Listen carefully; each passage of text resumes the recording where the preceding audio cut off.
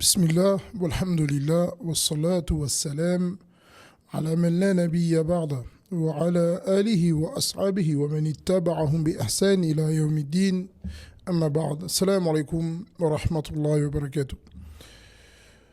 Nous voici dans notre première série de petits podcasts audio. Et le premier thème qu'on va traiter, bi'idhnillah, ça sera 5 conseils pour qu'une femme devienne une femme pieuse, ou 5 conseils pour devenir une femme pieuse. Et il faut savoir que lorsque une femme cherche à se rapprocher d'Allah, elle se doit ou elle doit savoir par où commencer. Car comme vous le savez, celui qui veut arriver à une destination, la chose qui est importante, c'est qu'il connaisse le chemin.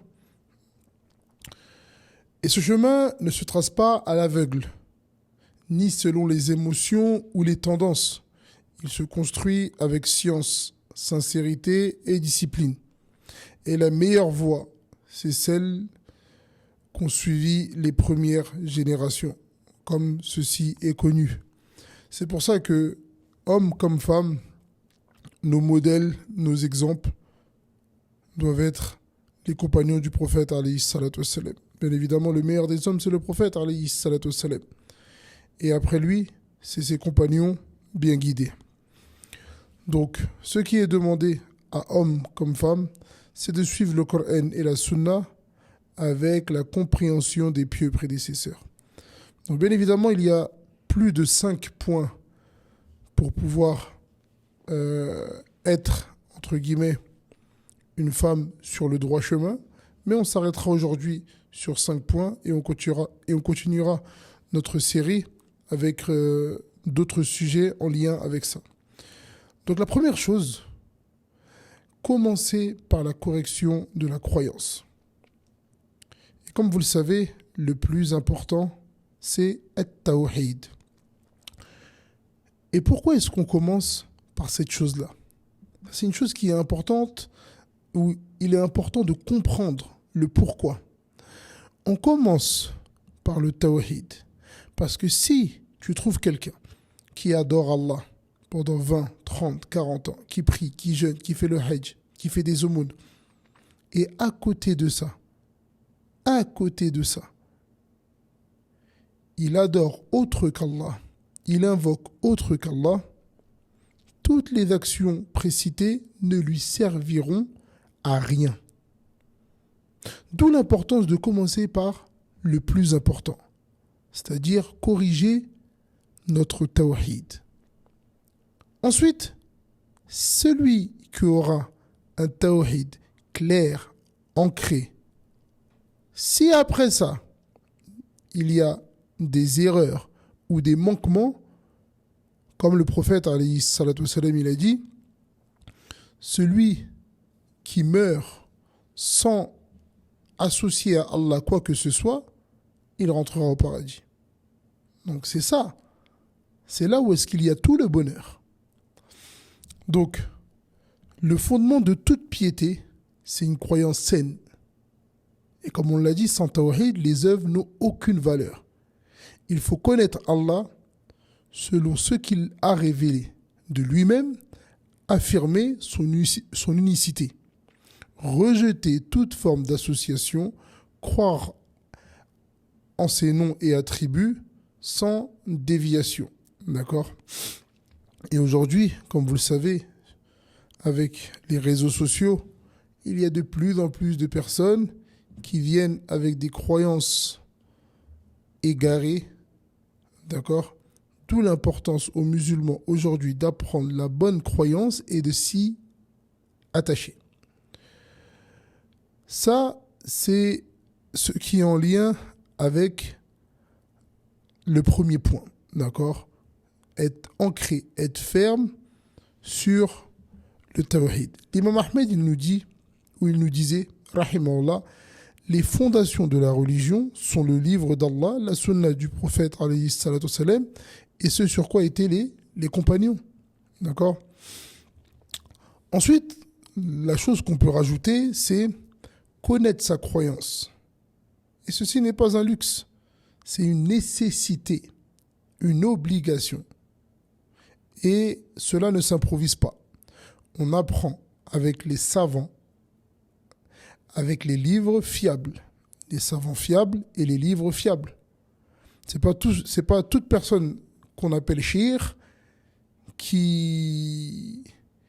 de qui on doit prendre la science. D'accord ? Et on commence avec les livres de base reconnus, walhamdulillah, tels que les 3 fondements, les conditions de la prière, les 6 principes, Kitab al-Tawhid, etc., etc. Des livres de base pour avoir une croyance claire. D'accord ? Les livres de la prière, parce que, comme on va le voir, c'est la première chose sur laquelle on va être questionné. Et le musulman ou la musulmane, elle commence par les choses de base. D'accord ? On ne va pas aller chercher des choses lointaines, or que les bases, elles ne sont pas encore construites. D'où l'importance de commencer par les choses de base. Corriger sa croyance, c'est protéger son cœur et purifier ses actes. C'est le premier pas vers une vie heureuse.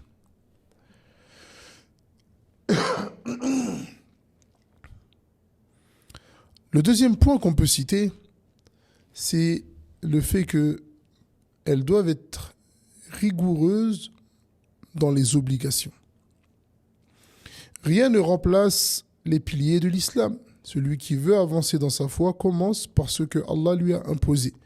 Prier à l'heure, jeûner correctement.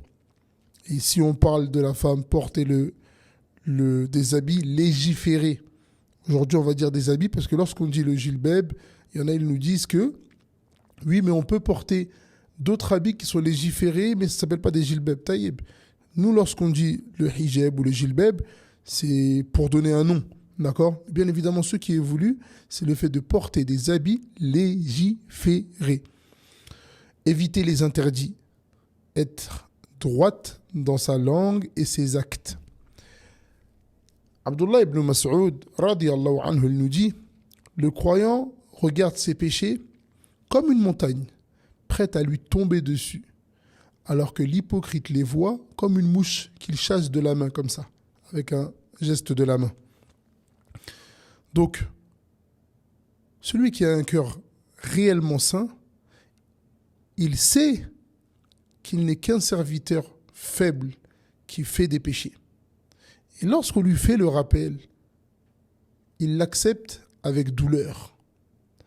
Alors que lorsque la personne elle est hypocrite, tu lui fais le rappel et elle va te dire des phrases comme, bien évidemment pas toutes, mais malheureusement certaines, elle va te dire oui mais la foi c'est dans le cœur. La foi c'est dans le cœur. Elle va te répondre avec ce genre de phrase. D'accord ? Alors que celui qui craint réellement son Seigneur, lorsqu'il fait un péché et qu'on lui dit, qu'on lui fait le rappel, il dit Allahu musta'an et il dit qu'Allah me guide. Fais dua pour moi, invoque pour moi.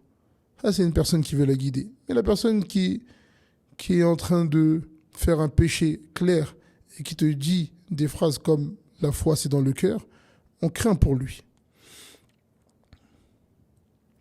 Et il faut savoir que les bonnes actions, ce n'est pas une question de quantité. D'accord ? Ce qui est demandé, c'est la sincérité et la régularité. Se lever, être assidu. La femme doit être assidue dans les prières du Fajr. Elle se lève, elle accomplit sa prière tous les jours. D'accord ? Il faut savoir qu'une prière obligatoire est plus aimée auprès d'Allah que 1000 ou 1500 prières surérogatoires. D'accord ? L'obligatoire, c'est ça qui t'est demandé. Le surrogatoire, c'est un plus. D'accord ? Donc la femme, elle doit constamment faire attention aux obligations que son Seigneur lui a ordonnées. Le troisième point qu'on peut citer, c'est le fait d'adopter une pudeur réelle et des habits conformes. D'accord ? Il faut savoir que le voile est un ordre divin. n'en déplaise à certaines personnes qui ont une maladie du cœur. Ce n'est pas un détail, ce n'est pas une étape que l'on repousse, d'accord ? Mais c'est une protection, une marque d'obéissance, une barrière contre les regards et les tentations. D'accord ? Et comme on a l'habitude de le dire, c'est que le voile est une chose qui a été rendue obligatoire aux femmes. Et les meilleures des femmes ont porté le voile. Celles qui étaient le plus préservées des mauvaises choses, de tomber dans certains péchés. Et ces mêmes femmes-là, telles que Aïcha, radiallahu anha, elle a porté le voile. D'accord ? Et parmi les femmes des compagnons, certaines qui disaient le hijab est un honneur. Et ce qu'Allah a ordonné est plus doux que ce que les gens désirent. Donc il ne s'agit pas d'un simple foulard à la mode, mais d'un vêtement complet, ample, opaque, qui ne cherche pas à attirer. Il doit respecter les conditions fixées par les savants, tirées des textes clairs du Coran et de la Sunna.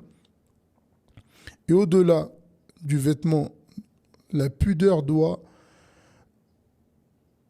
se voir dans les gestes, la voix, la discussion, la manière d'interagir. Et ça, c'est une chose qui est très importante. Aujourd'hui, malheureusement, tu vas trouver des sœurs parler à haute voix, sans pudeur,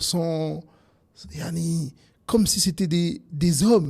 Même des hommes, on leur dit de ne pas parler de cette manière-là, mais elles vont parler à haute voix, elles vont rigoler entre elles, or qu'il y a des hommes étrangers autour d'elles. Non, une femme, elle doit être discrète.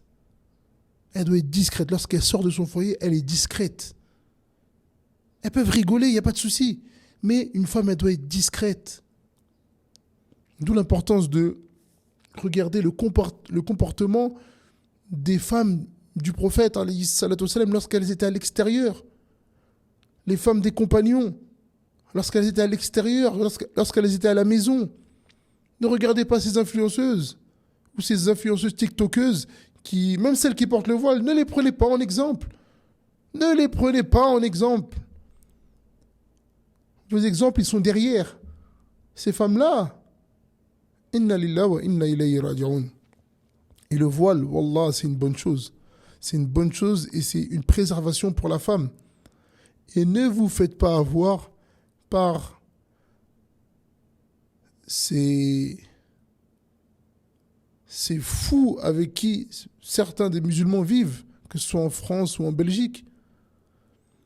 Ils veulent vous faire croire que le voile est une mauvaise chose. Le voile, ça fait que la femme n'est pas libre. Masha'Allah. Prenons l'exemple de la Belgique. Eux, ils nous disent que, par exemple, le voile, ça ne représente pas la liberté. Masha'Allah. Par contre, à Bruxelles, là-bas, il y a des femmes dans des vitrines en train de se prostituer. Ça représente la liberté. Et c'est devenu un travail. Ils ont des fiches de paye, etc. Ça, c'est la liberté. Masha'Allah. Elles sont libres, mais celles qui se couvrent totalement, elles ne sont pas libres. Prenons l'exemple de la France. Un pays où est-ce qu'un homme il peut devenir une femme. Une femme elle peut devenir un homme. Une femme elle peut dire, elle se réveille le matin, je suis ni homme ni femme. Elle est libre. Elle coupe ses parties ou elle se rajoute des parties d'homme, elle est libre. Celle qui porte un gilbab qui elle-même refuse qu'on voit son corps, elle n'est pas libre. Yani, si vous restez sur ces personnes-là et vous prenez leur mentalité pour dire qu'est-ce qui est bien et qu'est-ce qui n'est pas bien, vous allez certes vous égarer. D'accord ? Vous allez certes vous égarer. 2 femmes. Yani, j'ai vu un reportage dernièrement. Et wallah, yani, quand je vois ça, wallah, je peux dire seulement Alhamdulillah. Je peux dire Alhamdulillah. La seule chose que je peux dire, c'est ça. Alhamdulillah qu'Allah Ta'ala il nous a guidés vers le droit chemin. Une femme qui est devenue un homme et un homme qui est devenu une femme, ils se sont mariés et ils ont eu des enfants. Et c'est qui a porté l'enfant ? C'est la femme qui est devenue un homme. Yani, Lorsque tu vois ces choses-là, arrête-toi et dis seulement Alhamdulillah. Rajoute rien d'autre.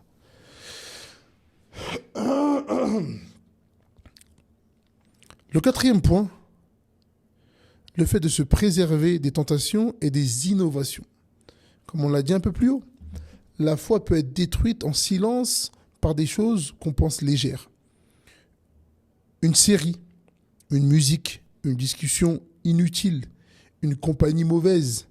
Chaque exposition du faux affaiblit le cœur. Et ça, c'est une réalité. Pour préserver sa foi, d'accord, il faut préserver ses yeux, il faut préserver ses oreilles.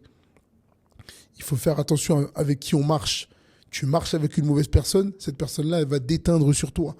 Tu ne marches qu'avec des bonnes personnes, qu'avec meilleurs que toi. Tu cherches toujours quelqu'un de meilleur qui va constamment te tirer vers le haut. Tu ne marches pas avec des mauvaises personnes qui vont te tirer vers le bas. Toi, tu essayes d'être accroché à ton voile, d'être accroché à la prière. Tu marches avec une sœur qui ne porte pas le voile. Comment ça va se passer? Comment ça va se passer? D'accord? Bien évidemment, ce qu'on demande, c'est que toi, tu l'attires. Mais dans un point de vue où est-ce que toi, tu cherches à avancer, va chercher des gens qui sont meilleurs que toi. Va chercher des gens qui sont plus avancés que toi. Accroche-toi à eux. Accroche-toi à eux pour avancer. C'est comme ça lorsque tu veux avancer. Écarte-toi des séries, des pertes de temps. Ce temps-là, tu peux l'utiliser dans le bien, dans l'apprentissage, dans la lecture. Le fait de lire. Wallah, une femme qui est à la maison, qui lit beaucoup, qui est cultivée, qui est intelligente, c'est ça qu'on a besoin. Et lorsque les ambiguïtés des influenceurs et influenceuses, ils viennent devant elle, wallah, elle est cultivée, elle est scientifiquement, elle a la capacité de comprendre les choses au premier regard. Dès qu'elle voit ces influenceurs et influenceuses, elle sait que ça c'est du batil. Sufyan al-Thawri, rahimahullah, il nous dit « L'innovation est plus aimée d'Iblis que le péché, car on ne se repent pas de l'innovation. Il ne s'agit pas seulement d'éviter les grands péchés, mais aussi de fuir les nouveautés, de fuir les innovations dans la religion, les pratiques sans fondement, les rappels émotionnels sans preuve, les soi-disant influenceurs religieux qui mélangent vérité et passion. » D'accord? Restez accrochés à vos savants connus, aux paroles claires, à la voix droite, même si elle est peu suivie. Même si elle est peu suivie. C'est ça qui sauve. C'est ça qui sauve. Laissez les paroles mielleuses, laissez la fausse prédication qui est apparu aujourd'hui dans la piscine, à la plage, sur un jet ski, en train de faire du ski, en train de faire du foot. Laissez tout ça.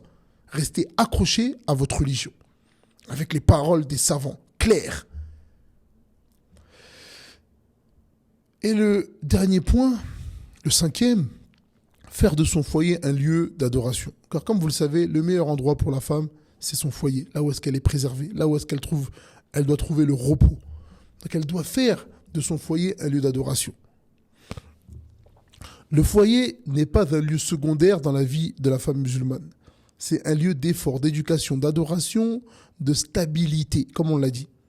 C'est là que l'on peut bâtir une génération sur le Coran et la Sunna. Et le prophète, alayhi salatu wassalam, il nous dit, dans une partie du hadith, il nous dit « La femme est une bergère dans la maison de son mari et elle est responsable de ce qu'il y a sous sa garde. »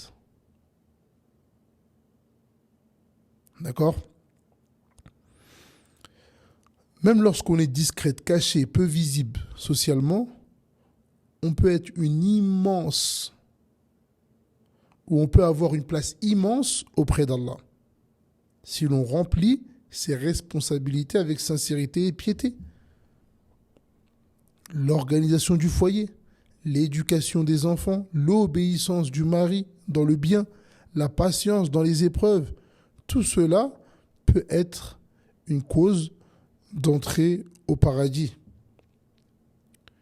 Et pour conclure, il faut savoir que ce chemin vers la piété demande du courage, de la constance et surtout beaucoup de sincérité. Il ne s'agit pas de faire comme les gens, mais de faire ce que Allah attend de toi. Il ne s'agit pas de suivre la majorité, mais de suivre la voie droite. Donc on demande à Allah Ta'ala de mettre nos sœurs qui écoutent ce petit rappel, ce petit podcast parmi les femmes sincères attachées au Coran et à la Sunna et à la compréhension des salafs. Et on demande à Allah Ta'ala de donner à nos sœurs la patience dans leur maison, dans leur couple, de patienter sur les épreuves. Et puis, Iznillah, on va s'arrêter là pour aujourd'hui. Et le prochain sujet qu'on va traiter ensemble, Iznillah, dans le prochain podcast, ça sera pourquoi certaines femmes n'évoluent pas malgré les rappels. Et on demande à Allah Ta'ala de nous faciliter. Allahu Ta'ala a'la wa a'lam. Wa sallallahu ala nabiyyina Muhammad wa ala alihi wa ashabihi ajma'in. Assalamu alaikum wa rahmatullahi wa barakatuh.